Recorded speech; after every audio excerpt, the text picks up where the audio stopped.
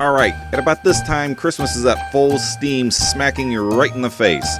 What better way to prepare for pending doom of Y2K in '99 than to pick up some video games and do some end-of-the-world shopping? Go out in style or a bang with some new video games or video game consoles, and then go ahead and tell your family how you really feel while you say fuck them and I'm gonna go load up with all the good shit on myself. And with the pending Y2K coming at you better get those deals at Sonic Speeds before the end of the Christmas holiday shopping season, because here's a hint, spoiler alert, Y2K, it never happened.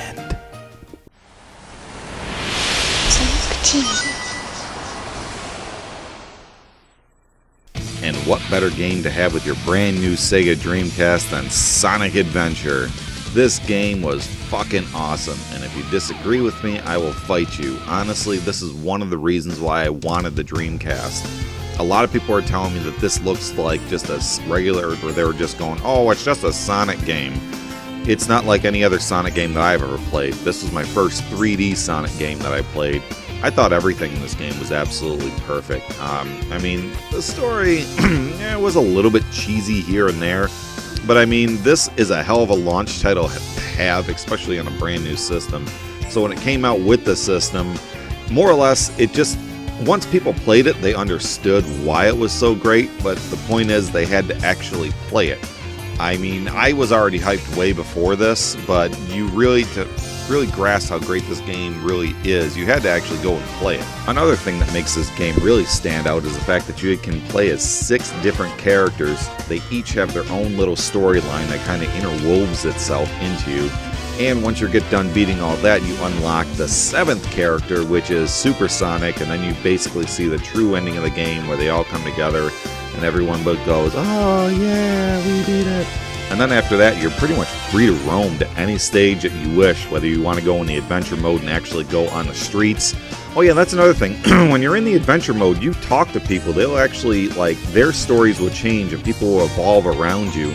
Yeah, you actually get to, throughout the game, people in the world actually change kind of along with you and along with the story. So that's actually really pretty interesting. Or if you want to just skip all that, you can actually navigate to all that stuff right through the menu system, which is nice. You can access all the mini games, the surfing, or not surfing, or yeah, whatever it is, surfing, snowboarding, sandboarding, whatever you want to call it. You can do that right there on the menu. So the replay value of this game, in my mind, is extremely great. Now, all too often when I do talk about these games, I don't typically let the actual gameplay sounds that you can actually hear in the background. But with this game, I couldn't force myself to do it. There was no other way I could think of really describing this game without you actually hearing what's going on in the background, which made the game so great. Not only did you have great music behind it, all the sound effects, and if you were using the actual controls are really fluid, they feel really great, and just a visual overall look. And there's a few scenes in this game, like each scene here is absolutely beautiful. It's almost like I can feel the sunshine, I can feel the warmth on it. The other scene that I really tend to like was the skyscraper scene where you're falling down and like running down. That and this music that's playing, it doesn't last for that long, but I always love the fact that when you got to the bottom, you shattered through all the windows. I thought that was like a really cool effect. Then all of a sudden it's like daytime and you're like in the city, and that stage actually evolved with the story, which is something a bit unusual. You usually didn't see that. Not only that, but like for some reason when you get to the city part, I always felt like it had the perfect atmosphere, like it sounded like you were in an actual city. You had the police cars chasing after you, so you heard that. Coupled that with the music, it actually felt like you were in the morning of like a real city.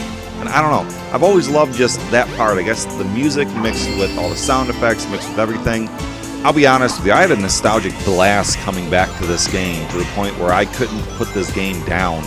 I mean, I love this game to death, and I might play it again. I've been known to just delete files and start over from scratch and just beat the game again over and over like it was fresh and new. And I don't know, there's always been something about this game that I've really, really loved. And one last thing, or a couple things I wanted to mention, the chows.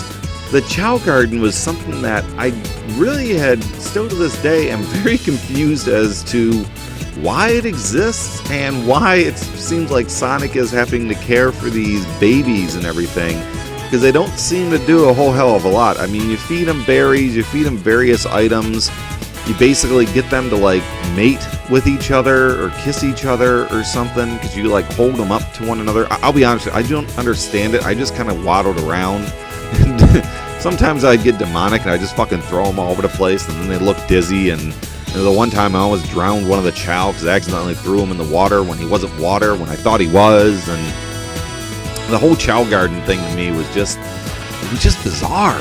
I don't really remember why I even played this mode, but it was really cool to upload them to the VMU and then play it on the go for the whole like 3 hours the battery lane in the VMU would last.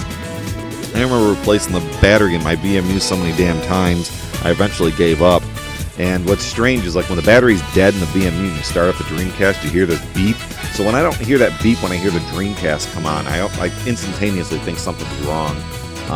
But this is just another one of those weird quirks of those games, and I'll be honest, I never understood the Chow and the Sonic world thing. But and speaking of the world, this is one of the very few games that had Sega Net built into it. You could actually like download updates for this game, which was really bizarre at the time. And I remember I never actually did it because I couldn't get my Dreamcast to work online when I had this game. But you could actually, there was like an extra story, like you could download like wallpapers. It was really cool. So this game was able to go online and everything before like being online was a thing. I'm going to leave it at that. Thank you so very much for watching, and goodbye.